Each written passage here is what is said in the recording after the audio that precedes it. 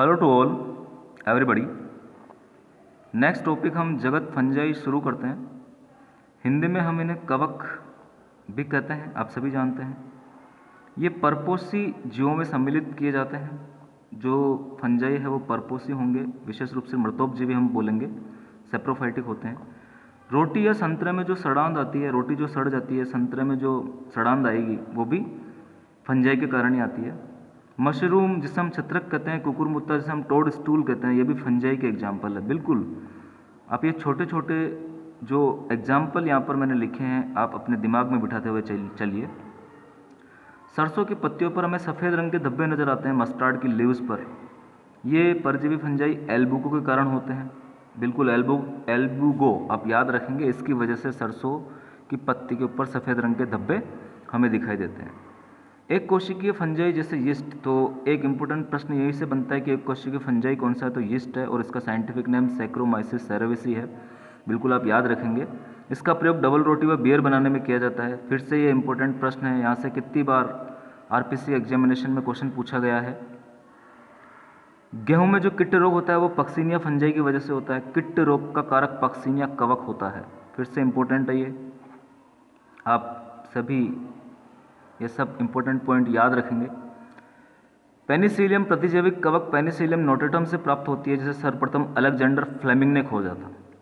बिल्कुल ये फिर से इंपॉर्टेंट है।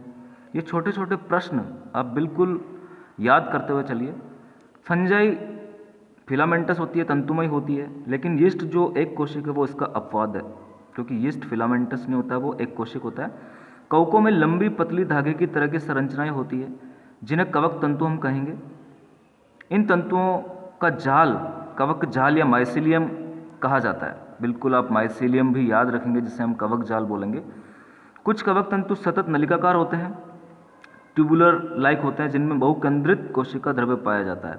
और बहुकेंद्रित कोशिका द्रव्य का मिलना संकोशिक कवक तंतु की विशेषता हो जाएगी, यानी संकोशिक हम इसे कहेंगे जब बहुकेंद्रित कोशिका द्रव्य मिलेगा। कुछ कवक तंतुओं में पट्ट भी पाए जाते हैं। फंजाई की कोशिका भित्ति काइटिन और पॉलीसेकेराइड से मिलकर बनी हुई होती है। बिल्कुल आप फिर से याद रखेंगे कि फंजाई की कोशिका भित्ति किससे मिलकर बनी है, तो काइटिन और पॉलीसेकेराइड से मिलकर बनी होती है। अधिकांश कवक परपोषित होती है। ये मृत पदार्थों से घुलनशील कार्बनिक पदार्थों का अवशोषित करती है, यानी मृतोपजीवी होती है। जो फंजाई सजीव पौधों और जंतुओं पर निर्भर करते हैं उन्हें हम परजीवी कहेंगे। जब फंजाई शैवाल के साथ सहजीवी होती है तब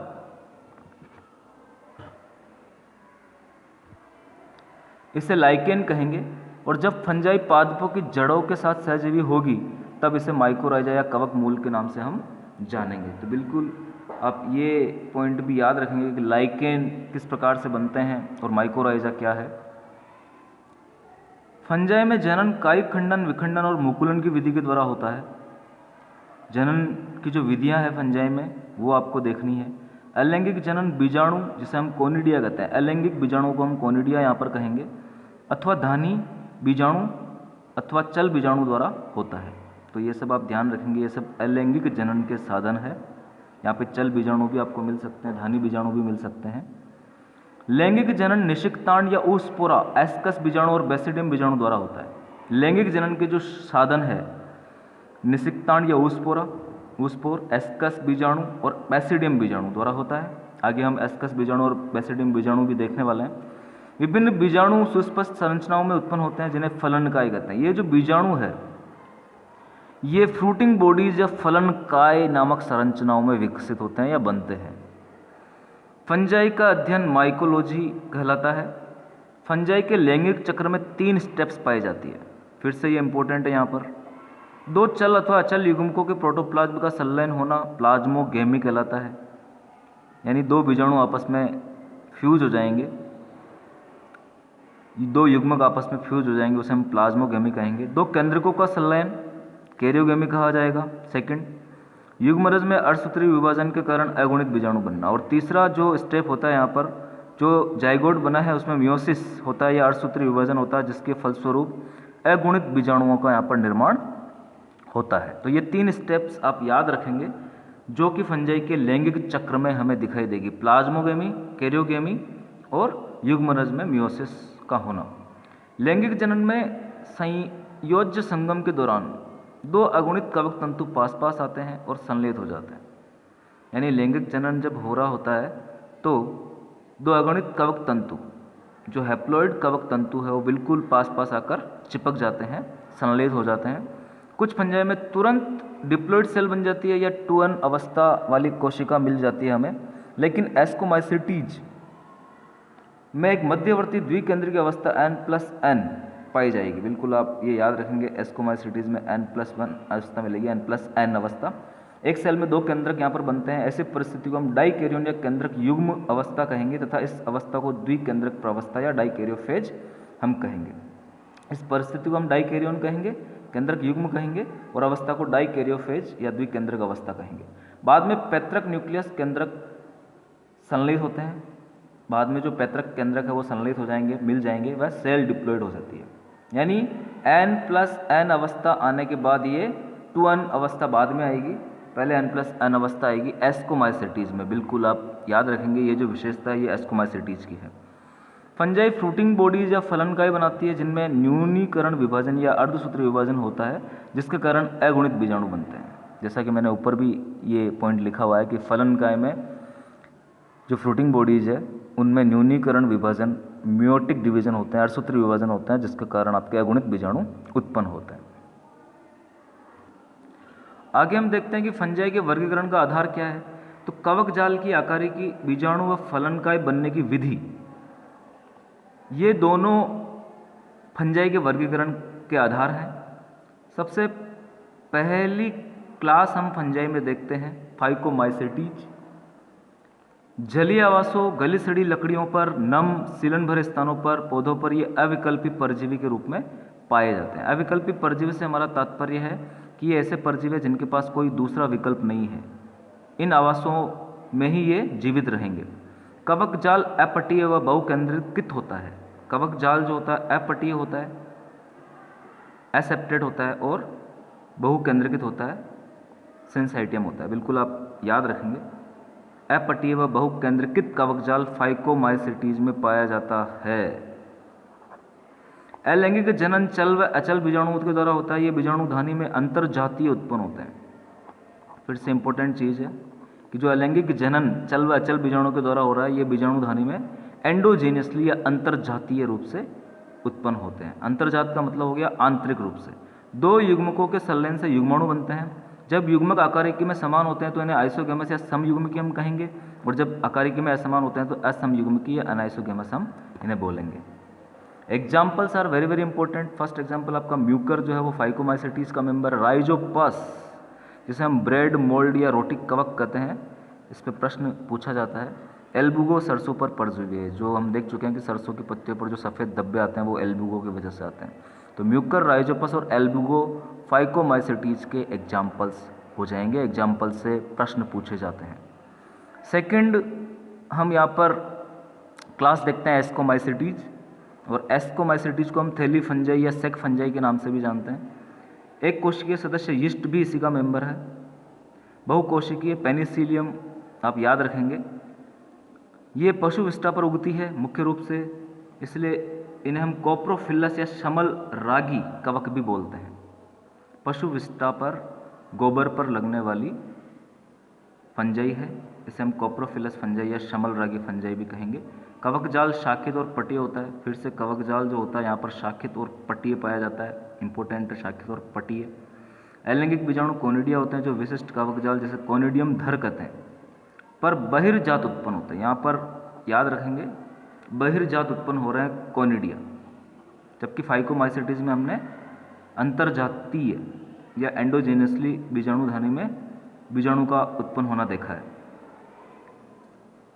कोनिडिया अंकुरित होकर कवक जाल बनाते हैं। लैंगिक बीजाणु को एस्कस बीजाणु कहते हैं। यहाँ पर एस्कोमाइसिटीज में एस्कस बीजाणु बनेंगे। जो लैंगिक बीजाणु है ये बीजाणु थैलीसम एस्कस में अंतर्जातीय रूप से, जबकि ये जो एस्कस बीजाणु है ये अंतर्जातीय रूप से उत्पन्न होते हैं। तो आपको दोनों याद रखना है, कोनिडिया तो बहिर्जात रूप से उत्पन्न हो रहा है एस्कोमाइसिटीज में, और एस्कस जो है, एस्कस बीजाणु जो है वो अंतर्जातीय रूप से उत्पन्न हो रहे हैं। तो कन्फ्यूजन हो जाता है डियर स्टूडेंट्स, आप बिल्कुल अपने दिमाग में इन्हें अच्छे से फिक्स करेंगे। आगे देखिए, ये एस्कस फलन काय में लगती है, जिन्हें एस्कोकार्प हम कहेंगे, यानी जो फ्रूटिंग बॉडीज होती है उन्हें एस्कोकार्प कहा जाएगा। एस्कस इन्हीं एस्कोकार्प में बनते हैं। एस्परजिलस, क्लेविसेप, न्यूरोस्पोरा इसके एग्जाम्पल है, बिल्कुल आप याद रखेंगे। न्यूरोस्पोरा, इसका प्रयोग जैव रासायनिक व आनुवंशिक प्रयोगों में किया जाता है, इसलिए इसे पादप जगत का ड्रोसोफिला भी कहा जाता है। Drosophila of plant kingdom Neurospora हम कहेंगे। इस वर्ग के मोरिल और बफल, अब ये मोरिल और बफल भी आपको याद रखने हैं, जो कि खाने के काम में आने वाली कवकें हैं, और ये डिलीशियस भोजन इनको माना जाता है, सुस्वादु भोजन इन्हें कहा जाता है। मोरिल और बफल भी एस्कोमाइसेटीज के एग्जाम्पल है, जो खाने के काम में आते हैं। बेसिडियोमाइसेटीज आगे हम देखते हैं, हमारी नेक्स्ट क्लास है।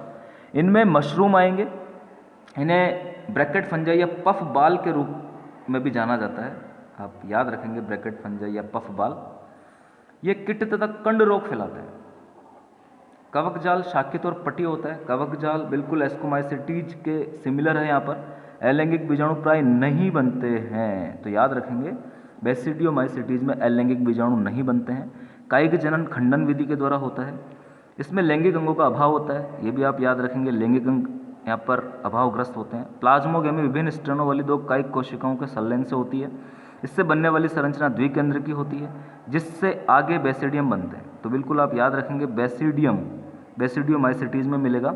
इस बेसिडियम में केंद्रक संलयन और मियोसिस होता है, जिससे 4 बेसिडियम बीजाणु बनते हैं, यानी जो 4 बेसिडियम बीजाणु वो बेसिडियम में बन रहे हैं।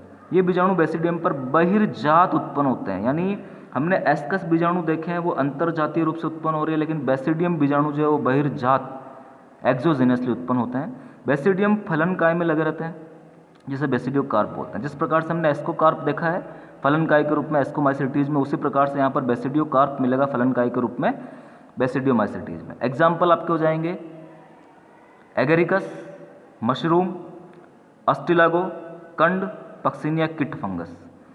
तो बिल्कुल आप तीनों याद रखेंगे। कंड रोग अस्टिलागो के द्वारा होता है, और किट फंगस है आपका पक्सिनिया। गेहूं का किट रोग पक्सिनिया के द्वारा होता है, पक्सिनिया फंगस के द्वारा होता है।